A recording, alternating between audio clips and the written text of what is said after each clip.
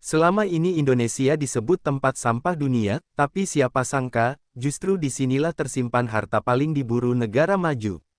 Karbon yang kita anggap musuh lingkungan, justru bisa bikin Indonesia kaya raya, ribuan triliun rupiah.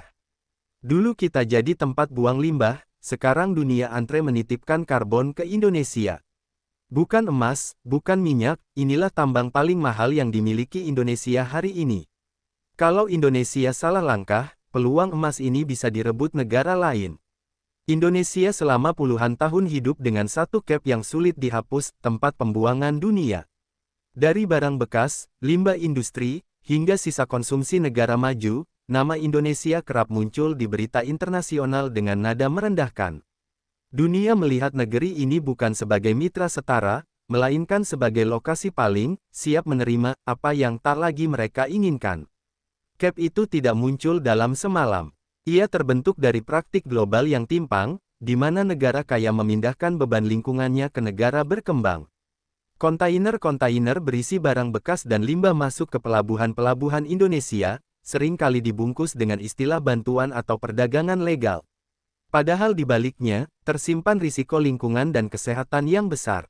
Lebih menyakitkan lagi, stigma itu perlahan meresap ke cara dunia memandang Indonesia. Bukan sebagai negara dengan potensi strategis, melainkan sebagai tempat aman untuk membuang masalah. Citra ini membuat posisi tawar Indonesia di banyak perundingan global terasa lemah. Seolah kita hanya penerima keadaan, bukan penentu arah. Ironisnya, dalam banyak kasus, Indonesia memang tidak punya banyak pilihan. Kebutuhan ekonomi, lemahnya pengawasan, dan tekanan pasar global membuat praktik itu terus berulang. Kita sibuk mengelola dampak, sementara negara penghasil limbah melangkah maju dengan wajah bersih dan target iklim yang ambisius. Namun di balik semua itu, ada satu hal yang luput dari perhatian dunia. Sesuatu yang tidak terlihat di permukaan, tidak berisik, dan tidak viral. Sesuatu yang justru tersembunyi jauh di bawah tanah dan dasar laut Indonesia. Sesuatu yang selama ini dianggap biasa, bahkan tak bernilai. Saat dunia sibuk menunjuk Indonesia sebagai korban sekaligus tempat pelarian masalah, alam Nusantara diam-diam menyimpan jawaban atas krisis terbesar umat manusia. Bukan dalam bentuk emas berkilau atau ladang minyak baru, melainkan ruang geologi raksasa yang mampu menampung sesuatu yang paling ditakuti dunia saat ini, karbon. Karbon, zat yang dianggap musuh utama lingkungan global, justru menemukan rumah idealnya di Indonesia. Lapisan batuan tua, struktur geologi stabil, dan ribuan sumur minyak yang tak lagi aktif perlahan berubah makna. Dari simbol eksploitasi masa lalu, menjadi potensi solusi masa depan. Dan disinilah cerita ini dimulai. Dari negara yang dulu dicap sebagai tempat sampah dunia, Indonesia diam-diam berdiri di atas tambang emas baru, bukan emas fisik, melainkan emas strategis bernilai ribuan triliun rupiah, yang siap mengubah peta kekuatan ekonomi global. Dunia tidak berubah karena kesadaran, tetapi karena kepanikan. Ketika suhu bumi naik, cuaca ekstrim semakin sering terjadi, dan kerugian ekonomi membengkak, negara-negara besar mulai tersadar bahwa krisis iklim bukan lagi isu masa depan. Ia sudah menjadi masalah hari ini, dengan biaya nyata yang tak bisa diabaikan. Banjir besar melumpuhkan kota-kota industri, gelombang panas menghentikan produksi, dan kebakaran hutan memakan anggaran negara. Semua itu bermuara pada satu penyebab utama, emisi karbon yang tak terkendali. Angka-angka emisi kini dibaca layaknya laporan keuangan, semakin besar, semakin berbahaya bagi stabilitas ekonomi. Tekanan internasional pun menguat. Kesepakatan iklim global menuntut target nol emisi dalam waktu yang semakin sempit. Negara maju berlomba menunjukkan komitmen, bukan hanya demi lingkungan, tetapi demi kredibilitas politik dan kelangsungan industri mereka sendiri. Gagal menurunkan emisi berarti kehilangan investasi dan kepercayaan pasar. Masalahnya, dunia modern masih sangat bergantung pada energi fosil. Pabrik, transportasi, dan sistem logistik global tidak bisa berhenti begitu saja.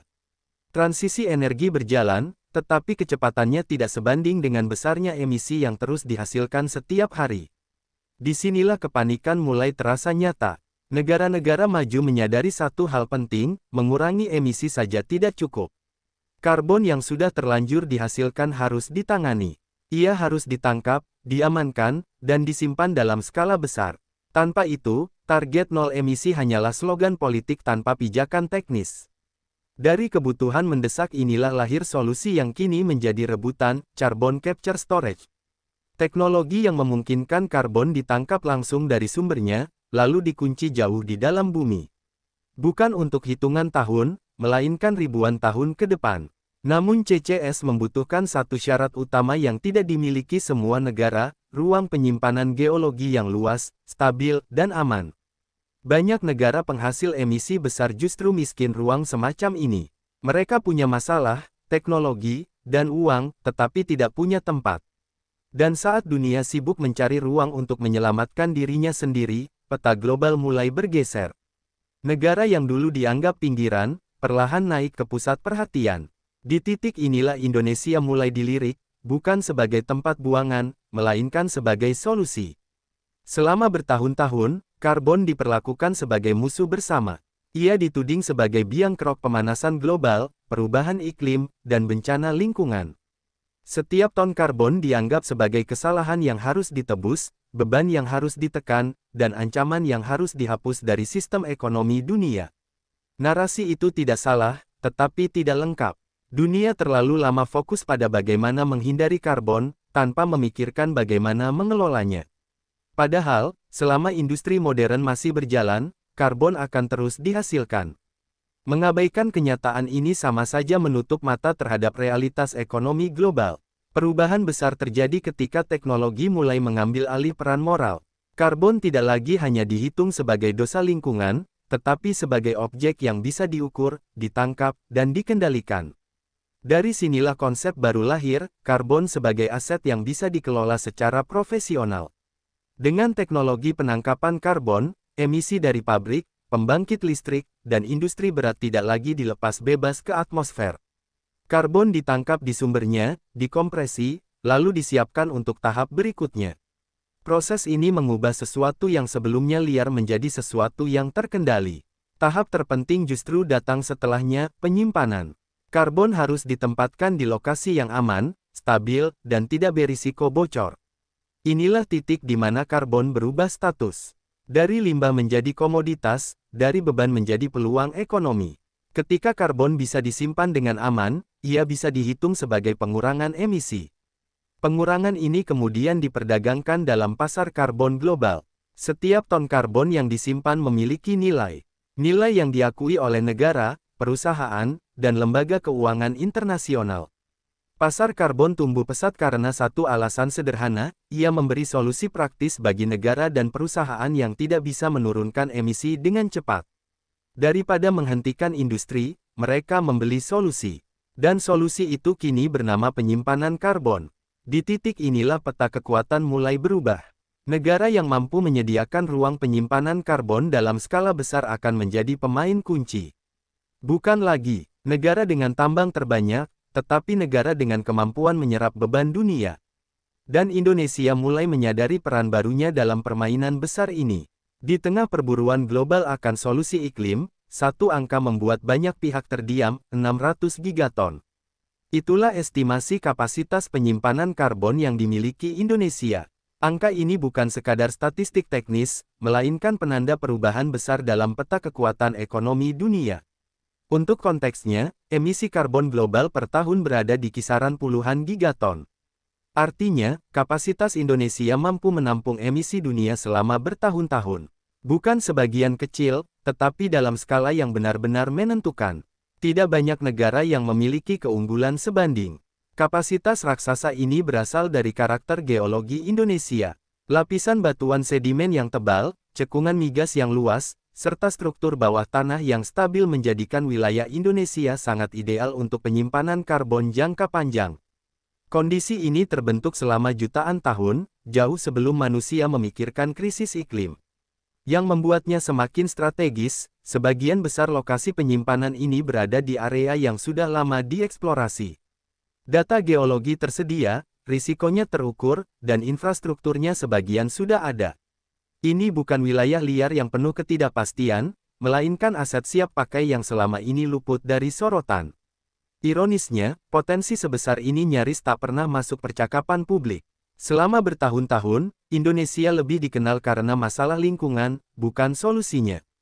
Dunia sibuk membicarakan hutan tropis, deforestasi, dan polusi, sementara potensi penyimpanan karbon raksasa ini tersembunyi di balik angka-angka teknis. Namun bagi pelaku industri global, angka 600 gigaton berbicara sangat jelas. Ia berarti kepastian, skala, dan keberlanjutan. Tiga hal yang paling dicari dalam ekonomi hijau. Bagi mereka, Indonesia bukan lagi negara berkembang biasa, melainkan mitra strategis jangka panjang. Dengan kapasitas sebesar itu, Indonesia berpotensi menjadi pusat penyimpanan karbon Asia. Bahkan lebih dari itu, salah satu yang terbesar di dunia. Posisi ini memberi Indonesia daya tawar baru dalam diplomasi energi dan iklim, sesuatu yang tak dimiliki banyak negara. Dan saat angka ini mulai dipahami secara global, arah pembicaraan pun berubah. Indonesia tak lagi ditanya apa yang bisa dikurangi, melainkan apa yang bisa disimpan. Dari sinilah babak baru dimulai, babak di mana Indonesia memegang salah satu kunci terpenting masa depan ekonomi hijau dunia. Di banyak negara, sumur minyak tua dianggap masalah. Produksinya menurun, biayanya tinggi, dan risikonya besar bagi lingkungan. Di Indonesia, ribuan sumur semacam ini tersebar di darat dan lepas pantai, seringkali dilihat sebagai peninggalan masa lalu yang tak lagi relevan. Selama bertahun-tahun, sumur-sumur tua ini diperlakukan sebagai aset mati. Sebagian ditinggalkan, sebagian ditutup seadanya, dan sebagian lain menjadi beban tanggung jawab negara. Tidak banyak yang membayangkan bahwa infrastruktur tua ini masih menyimpan nilai strategis. Pandangan itu berubah ketika teknologi carbon capture storage berkembang. Para ahli menyadari bahwa struktur geologi yang dulu mampu menahan minyak dan gas selama jutaan tahun juga mampu menahan karbon dioksida. Logikanya sederhana, jika bumi bisa menyimpan energi fosil, ia juga bisa menyimpan karbon hasil pembakarannya. Sumur tua yang sebelumnya simbol eksploitasi kini berubah fungsi menjadi pintu masuk berangkas karbon. Karbon dioksida yang telah dikompresi disuntikkan kembali ke lapisan batuan dalam, jauh di bawah permukaan. Di sana, karbon terkunci secara fisik dan kimia, nyaris mustahil kembali ke atmosfer. Keunggulan Indonesia terletak pada kesiapan ini. Banyak lokasi penyimpanan karbon berada dekat dengan pusat industri dan jalur energi. Artinya, biaya transportasi lebih rendah dan risiko teknis lebih kecil. Faktor ini membuat Indonesia jauh lebih menarik dibanding banyak negara lain. Lebih dari sekadar solusi teknis, pemanfaatan sumur tua memberi makna baru pada transisi energi. Masa lalu tidak dibuang, tetapi dimanfaatkan. Infrastruktur lama tidak dihancurkan, melainkan diubah perannya untuk menjawab tantangan masa depan. Bagi dunia internasional, pendekatan ini sangat menarik. Mereka melihat Indonesia bukan hanya memiliki ruang, tetapi juga pengalaman panjang di sektor migas. Pengalaman ini penting untuk menjamin keamanan, kepatuhan, dan keberlanjutan proyek penyimpanan karbon skala besar. Di titik ini, Indonesia tidak lagi sekadar menyediakan lahan. Ia menawarkan sistem lengkap, geologi, infrastruktur, dan keahlian. Sumur tua yang dulu dianggap masalah kini berdiri sebagai harta baru, fondasi bagi peran Indonesia dalam ekonomi hijau global. Ketika potensi Indonesia mulai terbaca jelas, arah arus global pun berubah. Negara-negara maju yang selama ini sibuk membangun narasi hijau mendadak menghadapi kenyataan pahit, mereka kehabisan ruang. Emisi terus dihasilkan, target iklim semakin dekat, sementara kapasitas penyimpanan karbon di dalam negeri mereka sangat terbatas. Disinilah Indonesia mulai masuk radar serius. Bukan sebagai objek wacana, melainkan sebagai solusi konkret. Negara-negara dengan emisi besar menyadari bahwa tanpa mitra strategis, target nol emisi mereka hampir mustahil tercapai. Indonesia menawarkan sesuatu yang tidak bisa mereka ciptakan sendiri. Perusahaan energi global bergerak lebih cepat dari negara. Raksasa seperti BP, ExxonMobil, dan pemain internasional lainnya mulai memetakan peluang. Studi kelayakan dilakukan, data geologi dianalisis, dan komunikasi intensif dibangun. Ini bukan kunjungan seremonial, melainkan langkah bisnis bernilai sangat besar. Bagi mereka, Indonesia bukan sekadar lokasi. Indonesia adalah infrastruktur iklim masa depan. Setiap kontrak penyimpanan karbon berarti jaminan kelangsungan industri mereka di tengah tekanan regulasi dan publik global. Tanpa CCS, banyak bisnis besar terancam kehilangan izin sosial untuk beroperasi. Ketertarikan ini membawa dinamika baru. Indonesia tidak lagi berada di posisi menunggu tawaran, tetapi mulai menentukan syarat. Pembicaraan beralih dari "apakah mungkin" menjadi "bagaimana skemanya". Negosiasi kini berbicara tentang harga, durasi, dan pembagian manfaat. Namun ketertarikan besar selalu datang dengan risiko. Tanpa kendali kuat, Indonesia bisa kembali hanya menjadi penyedia ruang murah. Sejarah eksploitasi sumber daya alam menjadi pengingat pahit bahwa peluang besar harus diimbangi dengan ketegasan kebijakan. Di sisi lain, jika dikelola dengan cerdas, minat global ini bisa menjadi lompatan besar. Transfer teknologi, investasi jangka panjang, dan peningkatan kapasitas nasional menjadi sangat mungkin.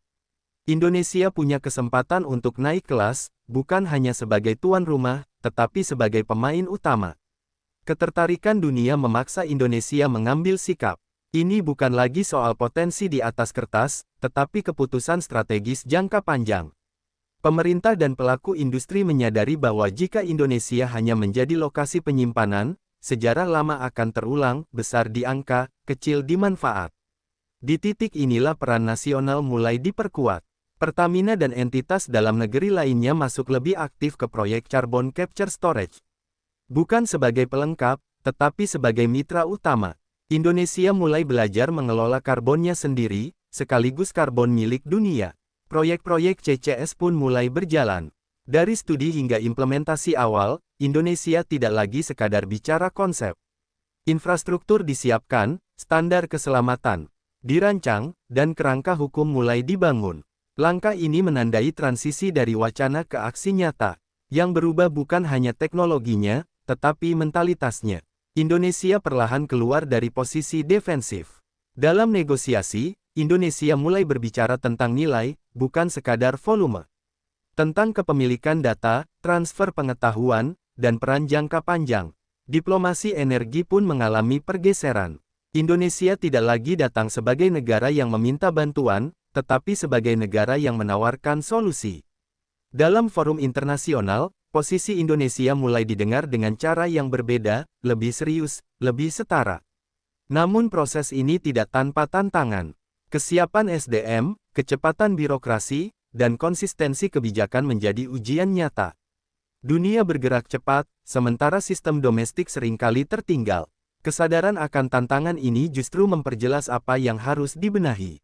Di balik semua dinamika itu, satu hal menjadi jelas, Indonesia tidak lagi berdiri di pinggir lapangan.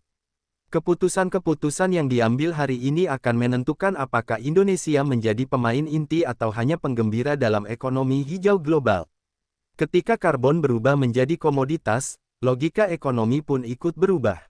Setiap ton karbon yang berhasil ditangkap dan disimpan kini memiliki harga. Bukan harga simbolik, tetapi angka yang diakui pasar global dan dicatat dalam laporan keuangan perusahaan-perusahaan raksasa. Perdagangan karbon tumbuh menjadi pasar bernilai triliunan dolar. Negara dan korporasi berlomba mencari cara paling efisien untuk memenuhi target emisi tanpa mematikan industri mereka. Dalam sistem ini, penyimpanan karbon menjadi layanan premium yang sangat dibutuhkan. Dengan kapasitas penyimpanan mencapai ratusan gigaton, Indonesia memegang keunggulan skala. Dalam hitungan sederhana, potensi nilai ekonomi dari penyimpanan karbon bisa mencapai ribuan triliun rupiah. Ini bukan klaim kosong, melainkan proyeksi berbasis kebutuhan global yang terus meningkat. Berbeda dengan komoditas konvensional, bisnis karbon menawarkan pendapatan jangka panjang. Kontrak penyimpanan bisa berlangsung puluhan tahun. Stabil, berulang, dan relatif tahan terhadap fluktuasi harga pasar global yang biasanya mengguncang minyak, batu bara, atau mineral. Yang lebih penting, cuan ini tidak datang dari menguras sumber daya, melainkan dari mengelola ruang dan pengetahuan. Artinya, nilai ekonomi bisa tumbuh tanpa menghancurkan lingkungan. Sebuah model baru yang selama ini sulit dicapai oleh negara berkembang. Bagi Indonesia, ini membuka sumber pendapatan baru yang strategis. Pajak, royalti, dan kepemilikan proyek bisa menjadi mesin ekonomi hijau nasional. Jika dikelola dengan benar, manfaatnya tidak hanya dinikmati pusat, tetapi juga daerah. Namun besarnya uang selalu datang dengan godaan besar. Tanpa tata kelola yang kuat, peluang ini bisa bocor. Potensi konflik kepentingan, ketimpangan manfaat, dan ketergantungan pada asing menjadi ancaman nyata yang harus diantisipasi sejak awal. Setiap peluang besar selalu datang bersama bayang-bayang kehilangan. Di tengah sorotan dunia terhadap potensi karbon Indonesia, ancaman terbesar justru muncul dari dalam kelambanan. Dunia bergerak cepat, sementara momentum tidak menunggu kesiapan siapapun. Negara lain tidak tinggal diam. Beberapa mulai membangun kapasitas penyimpanan karbon sendiri, sebagian mempercepat regulasi, dan sebagian lagi agresif menarik investasi lebih dulu. Jika Indonesia ragu, posisi strategis ini bisa tergeser sebelum benar-benar kokoh. Ancaman berikutnya adalah tata kelola. Tanpa regulasi yang tegas dan transparan, Indonesia berisiko kembali hanya menjadi penyedia ruang murah. Nilai tambah bisa mengalir ke luar negeri, sementara Indonesia menanggung risiko jangka panjang. Sejarah eksploitasi sumber daya alam menjadi peringatan keras. Minyak, gas, dan mineral pernah menjanjikan kemakmuran, tetapi tidak selalu berujung kesejahteraan merata. Tanpa pembelajaran, cerita lama bisa terulang dalam wajah baru bernama karbon. Kecolongan juga bisa datang dari lemahnya posisi tawar. Jika kontrak disusun tergesa-gesa, Indonesia bisa terikat perjanjian panjang yang merugikan. Keputusan hari ini akan mengikat generasi mendatang, bukan sekadar siklus politik 5 tahunan. Di sisi lain, ketakutan berlebihan juga berbahaya. Terlalu hati-hati bisa membuat peluang menguap. Tantangan sebenarnya adalah menemukan keseimbangan antara kecepatan dan kehati-hatian, antara keterbukaan dan kedaulatan. Kesadaran akan risiko ini mulai tumbuh. Diskusi tentang regulasi, kepemilikan karbon, dan pembagian manfaat menjadi semakin intens. Ini pertanda baik, tetapi belum cukup jika tidak diikuti tindakan nyata. Perjalanan Indonesia dalam cerita ini bukan tentang perubahan citra semata, melainkan perubahan posisi. Dari negara yang lama dipandang sebagai tempat pembuangan, Indonesia kini berdiri di titik strategis yang menentukan arah ekonomi hijau global. Dunia tidak lagi hanya melihat ke barat untuk solusi iklim. Karbon, yang selama ini dianggap musuh utama umat manusia, justru menjadi pintu masuk perubahan besar. Dengan teknologi, karbon tidak lagi dilepas, tetapi dikelola. Tidak lagi menjadi beban, tetapi sumber nilai. Dan Indonesia memiliki kapasitas untuk melakukan itu dalam skala yang belum tertandingi di kawasan ini. Warisan masa lalu, sumur minyak tua, cekungan migas, dan infrastruktur energi, tidak lagi menjadi simbol ketergantungan, melainkan fondasi transisi. Apa yang dulu dianggap masalah kini justru menjadi jawaban. Sebuah ironi yang hanya bisa terjadi ketika teknologi dan momentum bertemu. Ketertarikan dunia membuktikan satu hal penting, Indonesia bukan kekurangan aset, melainkan selama ini kekurangan narasi dan keberanian. Saat potensi itu mulai dipahami dan diartikulasikan, posisi tawar pun berubah. Indonesia tidak lagi meminta tempat, tetapi menawarkan solusi. Namun peluang besar tidak datang tanpa tanggung jawab besar. Keputusan hari ini akan menentukan apakah karbon menjadi berkah atau beban baru. Tata kelola, kepemilikan, dan keberpihakan pada kepentingan nasional akan menjadi penentu arah sesungguhnya. Indonesia kini berada di fase krusial. Terlalu lambat berarti kehilangan momentum. Terlalu ceroboh berarti mengulang kesalahan masa lalu. Jalan tengah yang cerdas, tegas, dan visioner adalah satu-satunya pilihan. Jika dikelola dengan tepat, ekonomi hijau tidak hanya menghasilkan uang, tetapi juga martabat. Indonesia bisa berdiri sejajar, bukan sebagai korban krisis iklim, melainkan sebagai arsitek solusi global. Dulu Indonesia dicap sebagai tempat sampah dunia. Kini, di atas tanah dan lautnya, tersimpan tambang emas baru bernilai ribuan triliun. Pertanyaannya bukan lagi apakah Indonesia mampu, melainkan apakah kita cukup berani untuk menguasai peluang ini dan menulis ulang peran kita di panggung dunia. Terima kasih sudah menonton sampai akhir. Jangan lupa dukung channel ini dengan tekan tombol subscribe, tulis pendapatmu di kolom komentar, dan bagikan video ini. Sampai jumpa di pembahasan selanjutnya.